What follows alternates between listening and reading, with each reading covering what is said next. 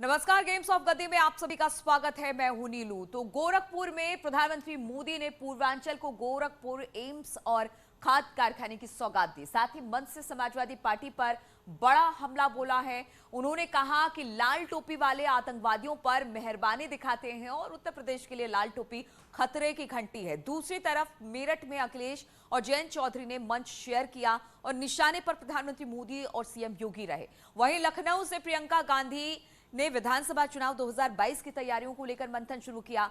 पदाधिकारियों और कार्यकर्ताओं से बातचीत की है। गोरखपुर की बात की जाए तो यहां पर प्रधानमंत्री मोदी ने एसपी पर बड़ा हमला बोला है। हम आपको बता दें, प्रधानमंत्री मोदी ने मन से कहा कि लाल टोपी वालों को लाल बत्ती से मतलब था। लाल टोपी वाले आतंकियों पर मेहरबान रहे। लाल टोपी वाले उत्तर प्रदेश के लिए खतरे की घंटी है। प्रधानमंत्री ये सब कहते दिखाई दिए।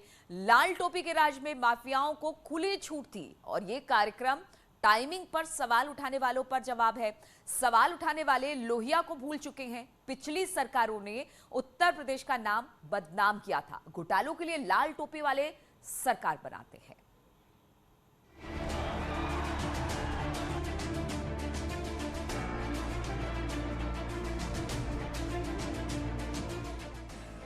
पीएम मोदी ने पूर्वांचल को बड़ी सौगात दी। गोरखपुर में खाद कारखाना, एम्स और आईसीएमआर के रीजनल सेंटर की सौगात दी। इस मौके पर सीएम योगी ने पीएम मोदी की तारीफ करते हुए विपक्ष पर निशाना साधा। 3 दशकों तक जिसके लिए 5-5 सरकारों ने हामी भरने के बाद अंततः इसे असंभव बनाया था, उसे नामुमकिन बनाया था, लेकिन उसे संभव बनाने और उसे अपने नाम के अनुरूप मोदी है तो मुमकिन है यह बनाने का जो एक कार्य आज साकार रूप से पूर्वी उत्तर प्रदेश और देश देख रहा है। गोरखपुर में पीएम मोदी ने समाजवादी पार्टी पर बड़ा हमला बोला है। पीएम मोदी ने कहा, लाल टोपी वालों को लाल बत्ती से मतलब है। लाल टोपी वाले आतंकियों पर मेहरबान हैं। लाल टोपी वाले यूपी के लिए खतरे की घंटी हैं। लाल टोपी के राज में माफिया को खुली छूट मिली हुई थी। पीएम मोदी ने कहा कि ये कार्यक्रम टाइमिंग पर सवाल उठाने वालों को करारा जवाब है। और इसलिए याद रखिए, लाल टोपी वाले यूपी के लिए रेड अलर्ट है। रेड अलर्ट यानी खतरे की घंटी है। लोहिया जी, जयप्रकाश नारायण जी के आदर्शों को, इन महापुरुषों के अनुशासन को ये लोग कब से छोड़ चुके हैं। आज पूरा यूपी भली भांति जानता है कि लाल टोपी वालों को लाल बत्ती से मतलब रहा है। उनको आपके दुख तकलीफ से कोई लेना देना नहीं है। ये लाल टोपी वालों को सत्ता चाहिए।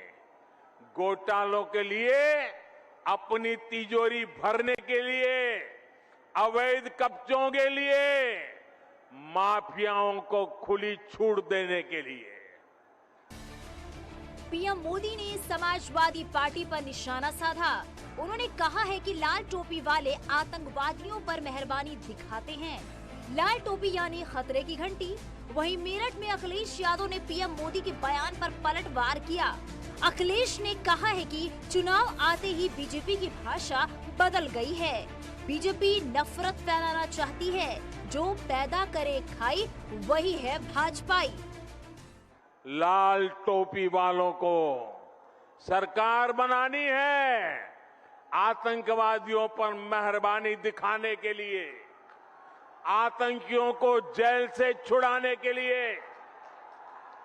और इसलिए याद रखिए, लाल टोपी वाले यूपी के लिए रेड अलर्ट है। रेड अलर्ट यानी खतरे की घंटी है।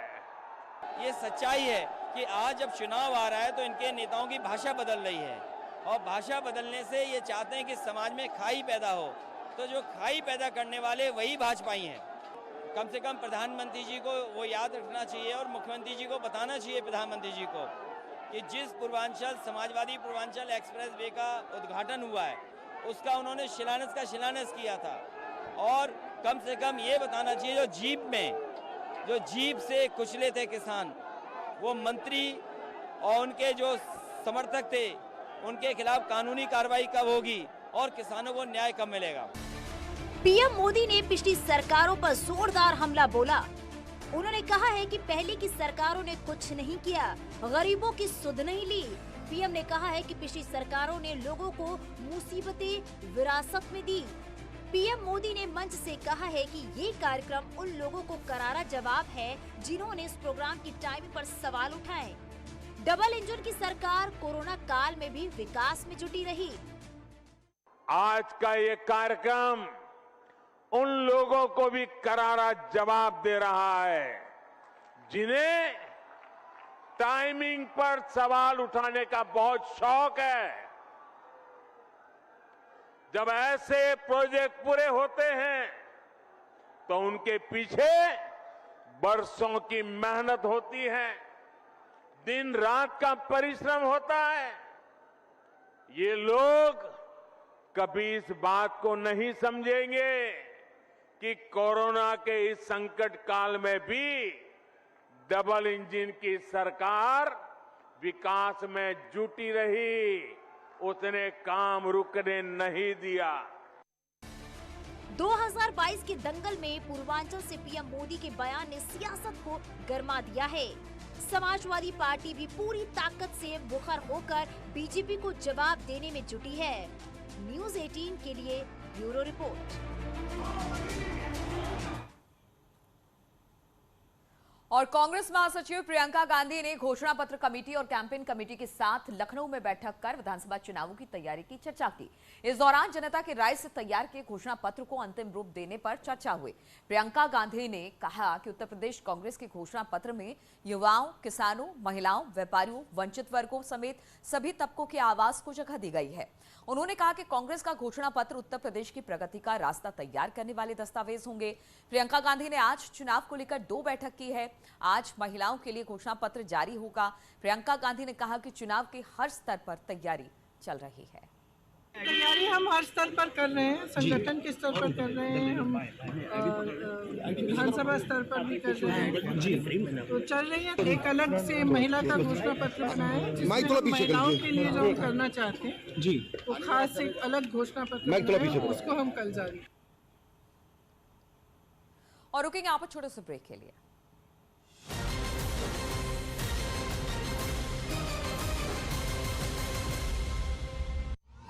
हवाई बातें नहीं,